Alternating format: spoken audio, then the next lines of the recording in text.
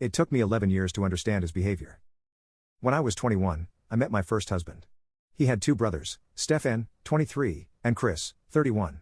Stefan and I always got along great, we became real friends. Chris, on the other hand, was different. A bit of a loner, socially awkward, never had a girlfriend. I always suspected he might be on the spectrum, or just a really intense nerd. He had this odd vibe about him. Chris was cold and dismissive towards me from the start. I honestly tried to connect with him for years, especially after I married his brother at 23. He was never outright hostile, but he obviously didn't like me.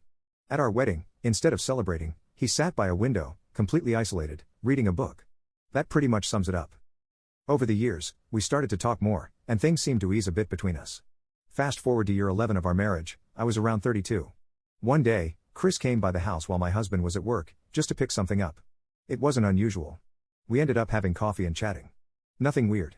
Until it suddenly got weird. Out of nowhere, he tells me he doesn't want to spend time with me anymore. I was stunned and asked why. I thought things had finally become normal between us. That's when he told me he'd been in love with me the entire time. I honestly thought I misheard him. My brain just blanked. I remember blinking at him in silence, like it wasn't real life. This was my brother-in-law, the guy who barely tolerated me, who always kept his distance, telling me he'd secretly loved me for over a decade. He began crying and excused himself. I wasn't able to respond properly. I mean, like, what was I supposed to say? We never talked about it again.